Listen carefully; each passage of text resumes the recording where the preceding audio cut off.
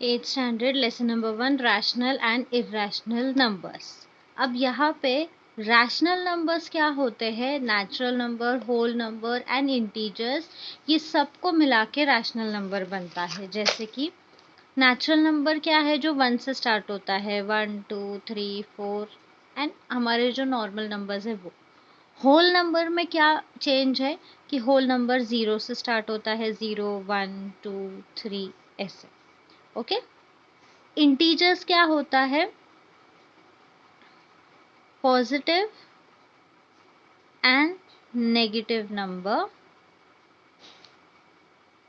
Positive negative number with 0, जैसे कि -1 -2 3 4 -21 24/1, ये ऐसे सारे क्या है? हमारे इंटीजर्स।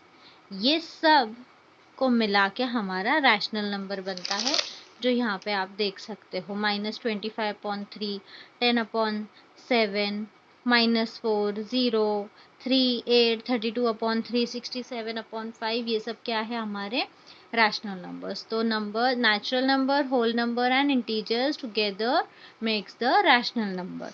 अब क्या बोला गया है? The numbers of the form m/n are called rational number. मतलब न्यूमरेटर डिनोमिनेटर फॉर्म में हो तो वो रैशनल नंबर है।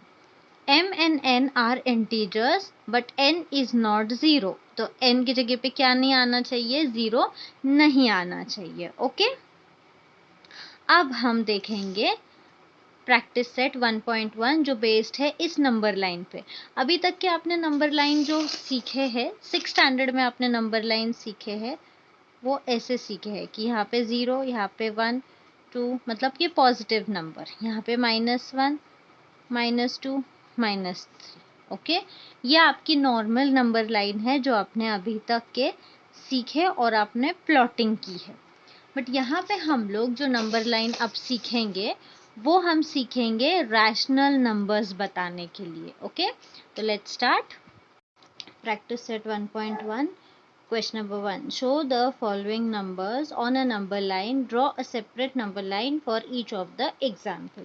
तो ये आपको 4 questions है, इसे हमें नंबर लाइन में सॉल्व करना है, सॉरी प्लॉट करना है। ओके। अब देखो आपको क्या करना है इसमें। जब भी आपको ये नंबर्स मिलते हैं तो सबसे पहले आपको एक चीज़ करनी है, जो भी ये देखो, ये न्यूमरेटर है, ये डिनोमिनेटर है, जो भी डिनोमिनेटर रहेगा इसको आपको 1 से माइनस करना है। तो 2 - 1 कितना हो जाएगा? 1 हो जाएगा। ओके। अब देखो, जब आपने ये नंबर लाइन बना ली है तो आपको इक्वल डिस्टेंस लेकर पॉइंट्स, पहले सबसे पहले तो पॉइंट्स मार्क करना है। ठीक है। इक्वल डिस्टेंस आप ले लेना पहले। ठीक है। तो अगर मैं यहाँ से स्टार्ट करूँगी तो ये हो जाएगा 1 2 3 4 5 6 7 8 9 10 11 12। ठीक है। तो ये मेरे जो पॉइंट्स है ये इक्वल हो गए, इनका जो डिस्टेंस है ये इक्वल है। आपको ये इक्वल डिस्टेंस में ही लेना है। ठीक है। अब यहाँ पे हमने जब डिनोमिनेटर को 1 से माइनस किया तो कितना आंसर आया? 1 आया। तो आपको अब क्या करना है? अब मैंने यहाँ पे ले लिया 0। ठीक है। अब जो मेरा आंसर आया है डिनोमिनेटर को 1 को माइनस करके, उतना गैप लूंगी मैं। तो 1 है तो ये 1 छोड़कर मैं लिखूंगी मेरा नंबर। ठीक है। फिर से 1 छोड़कर मैं लिखूंगी अपना नंबर। सेम इस साइड आएगा, 1 गैप छोड़ के -1, 1 छोड़ के -2, 1 छोड़ के -3। ठीक है। ये गैप मैंने क्यों लिया? क्योंकि मेरा डिनोमिनेटर जब मैंने 1 से माइनस किया तो आंसर मेरा 1 आया। इतना मुझे गैप लेकर अपना नंबर्स लिखने हैं। ठीक है। नंबर लाइन ऐसे बनानी है आपको। अब जो पहला नंबर क्या है? 3/2। तो देखो ये 0 है, यहाँ से आपको गिनना है 1 2 3। ये 3 आ गया तो ये हो जाएगा हमारा 3/2। ओके, उसके बाद है 5/2, तो ये 0, और ये मैं यहाँ से क्यों गिन रही हूँ, क्योंकि ये दोनों पॉजिटिव है, ठीक है, इसलिए मैंने इसे राइट हैंड साइड से स्टार्ट किया। एग्जैक्ट 0 के बाद में आपको पॉइंट्स गिनना स्टार्ट करने हैं, तो ये हो गया 1 2 3 4 5, तो ये हो जाएगा मेरा 5/2। अब ये साइड आते हैं, क्योंकि ये -3/2 है, तो 0 को छोड़ के यहाँ से 1 2 3, तो ये हो जाएगा मेरा -3/2। ओके, क्या करना है, सबसे पहले डिनोमिनेटर को 1 से माइनस करना है, जो भी आंसर आता है उतना गैप लेना है आपको ये मेन नंबर्स के बीच में, जैसे 0 1 2 3 के बीच में, और उसके बाद में ये जो प्लॉटिंग है इसको आपको ऊपर का न्यूमरेटर देखना है और 0 के बाद से गिनना स्टार्ट करना है, 1 2 3 4 5। ओके, तो ये सेकेंड सम है, तो सबसे पहले क्या करना है आपको, 5 मतलब जो भी डिनोमिनेटर है उसको 1 से माइनस करना है, तो 5 - 1 कितना हो जाएगा, 4। तो अब हमारे जो मेन नंबर है जैसे 0 1 2, इनके बीच में हमें 4 गैप चाहिए, ठीक है। तो अब नंबर लाइन थोड़ी बड़ी होगी, यहाँ पे सिर्फ 1 का गैप था तो मैंने इसे नंबर टू नंबर लिया था, लेकिन अभी हम बीच के नंबर्स भी लेंगे, बीच के जो पॉइंट्स हैं, जैसे कि ये, फिर 1, फिर 1.5 2 3 3.5 4 4.5 5 5.5 6 6.5 7 7.5 8 8.5 9 9.5 10 10.5 11 11.5 12 12.5। ओके, यहाँ पे मेरे गैप ज़्यादा है इसीलिए मैंने 0.5 जो रहता है वो भी मैंने यहाँ पे लिया है, ठीक है। यहाँ पे मेरा 1 गैप था तो मुझे पता है कि मुझे इतनी बड़ी लाइन बनाने की ज़रूरत नहीं है, तो अब मैंने यहाँ पे ले लिया, फॉर एग्जाम्पल ये हो गया मेरा 0.0, ठीक है। अब कितने गैप रहना चाहिए, 4, तो मैं इसको छोड़ के गिनूंगी 1 2 3 4, और ये जो 5th रहेगा 4 के बाद में ये रहेगा मेरा 1। ओके, फिर से इसको छोड़ के 1 2 3 4, और ये जो 5th रहेगा ये रहेगा मेरा 2, ठीक है। आई होप आपको समझ में आ रहा हो। डिनोमिनेटर को 1 से माइनस करो, जो आंसर आएगा उतना गैप। अब इस साइड फिर से 1 2 3 4 4, यहाँ पे 4 आंसर आया इसलिए मैंने 4 पॉइंट्स छोड़कर, और ये मेरा जो 5th है ये हो गया -1, फिर 1 2 3 4, ये हो गया मेरा -2, ठीक है। ये माइनस क्यों करना है, क्योंकि हमें गैप्स लेने हैं।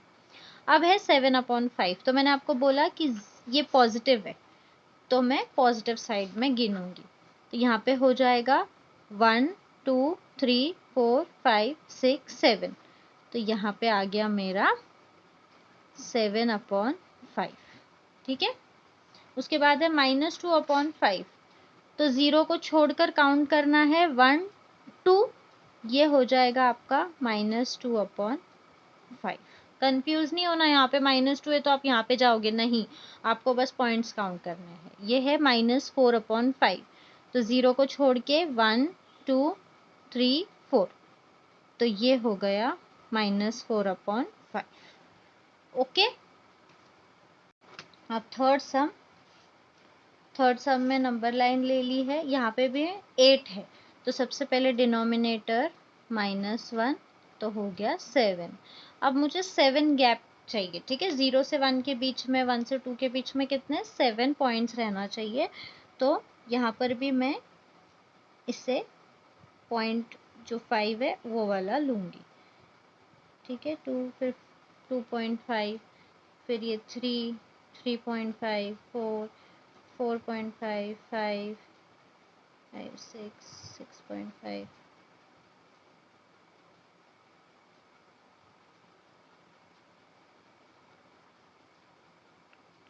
10.5 11 11.5 12 12.5 13 13.5, ठीक है। अब ये मैंने ले लिया 0, ठीक है।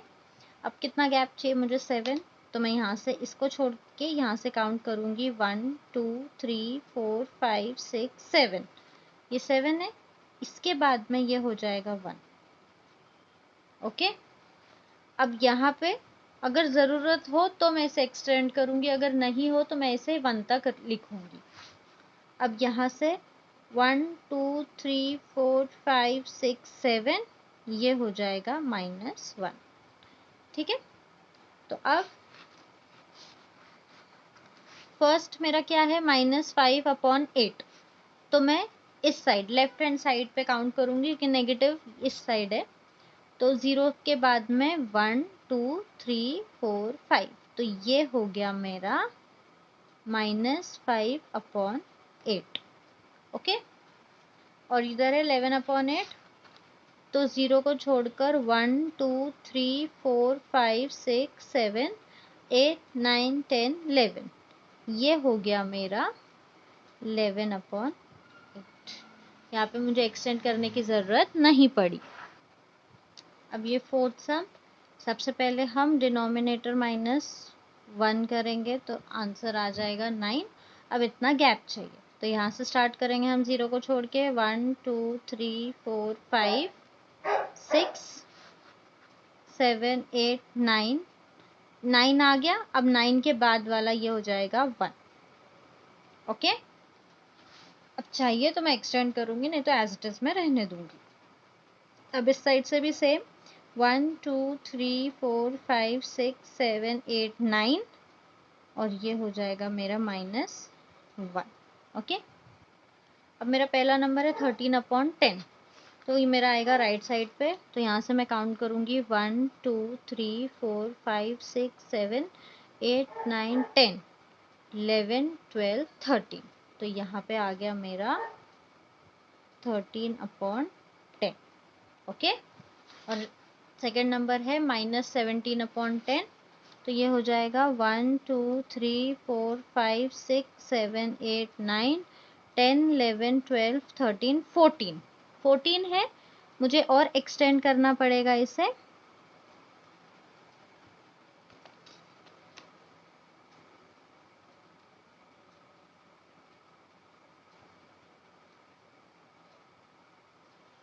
ओके, तो 1 2 3 4 5 6 7 8 9 10 11 12 13 14 15 16 17, तो यहाँ पे हो गया -17/10।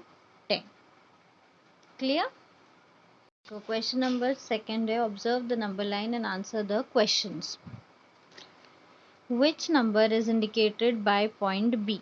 पॉइंट बी यहाँ पर है, तो ये 0 है हमारा, यहाँ से हमें काउंट करना है 1 2 3 4 5 6 7 8 9 10, तो ये हो जाएगा 10।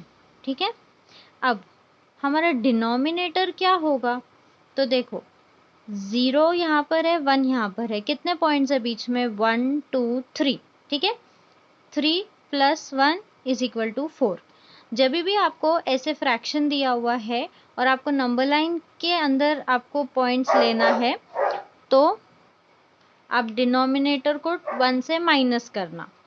लेकिन अगर आपको नंबर लाइन दी गई है और आपको डिनोमिनेटर फाइंड करना है, तो जो मेन हमारे नंबर है जैसे 0 से 1, इसके बीच में गैप कितना है वो काउंट करना, 1 2 3। जितना भी गैप रहेगा, जितने भी पॉइंट्स रहेंगे, उतना नंबर 1 से आप ऐड कर देना, तो आपको डिनोमिनेटर मिल जाएगा। तो पॉइंट बी का हो गया 10 - 10/4। अगर आपको चाहिए तो आप इसको कट कर भी लिख सकते हो, 2 2 ज़ा 2 5 ज़ा, तो इसके आंसर दोनों भी रहेंगे, -5/2 भी रहेगा और -10/4 भी रहेगा। ठीक है, which point indicates the number 1 3/4? तो ये बहुत ईजी है। अब देखो, ये मिक्स्ड फ्रैक्शन है। ठीक है, ये भी आपने 6th स्टैंडर्ड में ही सीखा है कि मिक्स्ड फ्रैक्शन को कैसे आपको सॉल्व करना है। Denominator multiply by whole number, जो सेंटर में नंबर है वो, +3/4, तो 4 1 ज़ा 4 +3 7/4, तो आपको 7 काउंट करना है, कौन से साइड, पॉजिटिव साइड। तो 1 2 3 4 5 6 7, तो ये हो गया हमारा 7/4. तो which point indicates 1 3/4? Point C. Okay. State whether the statement the point D denotes the number 5/2 is true or false. तो अब D कहाँ पर है? यहाँ पर है. ठीक है, तो यहाँ से गिनना है पहले 1 2 3 4 5 6 7 8 9 10. अब देखो ये हो गया 10/2 और हमें 4. हमें क्या पूछा गया है कि ये जो स्टेटमेंट है कि D 5/2 ये हमें डिनोट करता है, ये ट्रू है या फॉल्स है? तो ये एब्सोल्युटली ट्रू है, क्योंकि अगर 10/4 को हम कट करेंगे 2 2s और 2 5s तो हमारा आंसर आ जाएगा 5/2.